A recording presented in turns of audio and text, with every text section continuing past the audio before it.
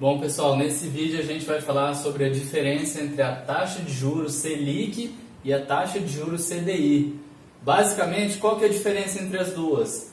Somente que a taxa Selic, ela tem garantia de um título público federal e a taxa CDI é garantida por um título privado, beleza? Então vamos explicar melhor aqui, como que isso aqui funciona. Bom, aqui a gente tem o papel do governo. O governo tem várias formas de ganhar dinheiro, certo? Ele cobra impostos, tributos, eles podem emitir título público federal para arrecadar dinheiro. Então vamos aqui, ó.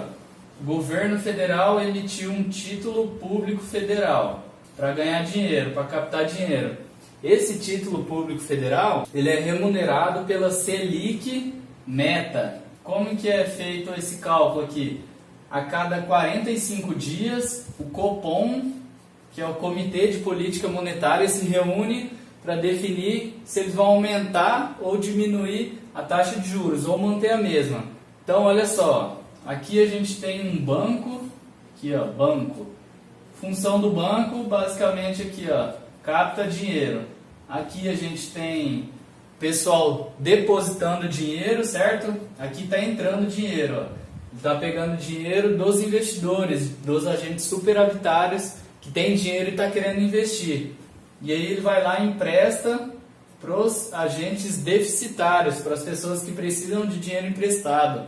Então, você concorda que todo dia acontece isso? Todo dia o banco capta dinheiro e empresta dinheiro. Capta e empresta. Vamos colocar um exemplo aqui, ó. Vamos supor que em um determinado dia ele captou 3 cifrão aqui, ó.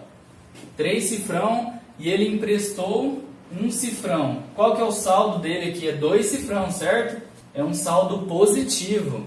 O banco não pode dormir com esse dinheiro na conta sem fazer nada. Se está sobrando dinheiro aqui, ele precisa aplicar ele para ganhar juros, para ganhar mais dinheiro, certo? Então o que ele faz com essa sobra de dinheiro no caixa?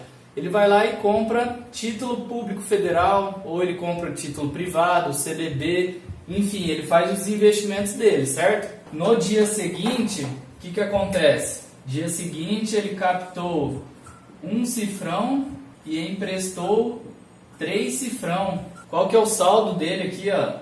Ele emprestou mais do que captou, então ele está com saldo negativo aqui de 2 cifrão, certo? Aqui, ó, saldo negativo. O que acontece então quando ele está com saldo negativo? Isso aqui não pode acontecer, tá? O Banco Central, que é como se fosse o chefe dos bancos, ele estipula um mínimo que o banco tem que ter para poder abrir no dia seguinte, certo? Aí você pode falar assim, ah não, tá tranquilo, ó, ele terminou negativo hoje, mas ontem ele terminou positivo, é só pegar aquele dinheiro de ontem e substituir aqui para ficar no 0 a 0. Só que isso não pode ser feito porque ele já não pode vender os títulos públicos federal que ele comprou ontem, porque o mercado está fechado. E aí, por que ele não pode ficar negativo também? De repente alguém quer fazer algum saque à noite. Então tem as exigências que o Banco Central exige que os bancos sigam, certo? Então, o que acontece aqui, ó? Que ele está negativo, ele vai pegar o dinheiro emprestado de alguém, certo? Então, o que a gente pode concluir com isso aqui, ó? Que todos os dias tem captação e empréstimo, captação e empréstimo. Quando ele está positivo, o banco ele vai emprestar para alguém, porque com certeza alguém vai estar negativo no dia. E aí, quando está negativo, quando você está negativo, você vai pegar dinheiro emprestado de alguém. O que a gente pode concluir com isso aqui, ó? Todo dia, aqui ó, banco A e aqui é o banco B. Então, todo dia o banco vai terminar positivo ou negativo. Se está positivo, vai emprestar o dinheiro dele para alguém que está negativo. E se está negativo, vai pegar o dinheiro emprestado com alguém. Por que acontece isso? Não é porque o banco está quebrado, é porque ele está com falta de liquidez. Às vezes o título público federal dele vence daqui a alguns anos e ele não quer se desfazer dele. Então, por falta de liquidez, acontece isso com o banco, tá? E aí, quando ele pega dinheiro emprestado de alguém, ele tem que dar uma garantia, certo? Então esse aqui, ó, que terminou negativo nesse dia, só que no dia anterior ele terminou positivo, ele dá o título público federal que ele investiu para esse cara como garantia. E aí, quando ele dá um título público federal como garantia, para pegar dinheiro emprestado, ele é chamado de taxa de juros Selic. E quando ele dá um título privado, como um CDB, por exemplo, de garantia, ele é chamado de CDI ou DI, tá? É a mesma coisa. Certificado de depósito interbancário, entre bancos só. CDI é uma taxa que é só negociada entre bancos, interbancário, certo? Então é basicamente essa a diferença entre a taxa de juros Selic e a taxa de juros CDI. Lembrando que essa Selic aqui, ó, é a Selic Over.